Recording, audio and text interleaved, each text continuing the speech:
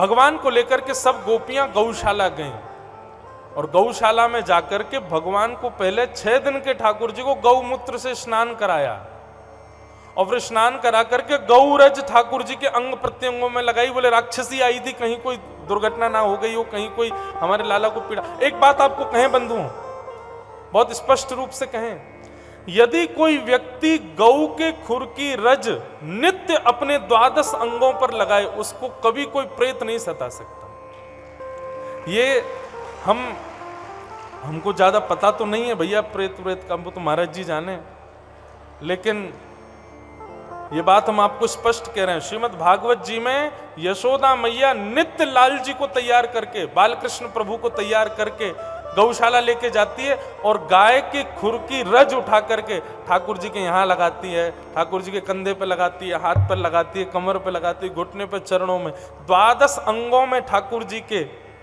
तिलक अर्पित करती है गौ रज का। भैया गैया साधारण नहीं है, वो कोई जानवर नहीं है, वो कोई जीव नहीं है, साक्षात मां है हमारी। नित्य गौ सेवा किया। आपको पता है समुद्र मंथन में कितने रत्न निकले थे? कितने रत्न निकले थे समुद्र मंथन में? 14 रत्न निकले थे, जिनमें से एक रत्न को सब जानते हैं, कौन सा? अमृत। एक और रत्न के बारे में सब जानते हैं, विष। ये 14 रत्न जब निकले तो इनका बंटवारा किया गया दैत्यों में, दानवों में, देवताओं में और मानवों में। तो मानवों को 2 रत्न दिए गए थे समुद्र मंथन में से। पहला रत्न था गौ माता और दूसरा रत्न था शंख। ये 2 रत्न मानवों के लिए हैं। इसलिए प्रत्येक दिन मानव कुछ करे चाहे ना करे, लेकिन गौ माता और शंख का स्पर्श उसको नित्य करना चाहिए, ये उसी के लिए है। इसलिए हर व्यक्ति को चाहिए ये 2 नियम बना ले। प्रातःकाल उठते स्नान करके एक तो शंख बजावे और दूसरा कभी भी समय मिले दिन भर में गौशाला जाके गौ माता को प्रणाम जरूर करे। ये 2 रत्न उसके हैं। जो इन 2 रत्नों को नित्य प्रणाम करता है उस पर भी बड़ी कृपा बनी रहती है ठाकुर जी की।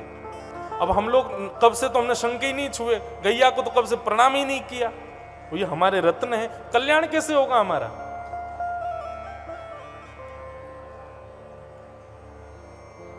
जो कोई भी इन 2 रत्नों को नित्य प्रणाम करते हैं उनके सारे ग्रह सम रहते हैं, कभी उसमें कोई दिक्कत नहीं आती। इसलिए गैया को नित्य प्रणाम किया करो। तो गौशाला में ले जाकर के ठाकुर जी को गौरज लगाई।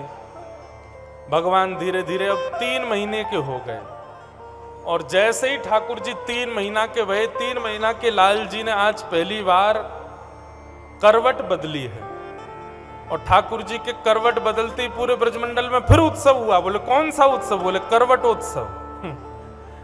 आज नंद के लाला ने करवट ली है भैया, सब लोग चलो नंद भवन में ही जरो भंडारो होएगो, ऐसा उत्सव।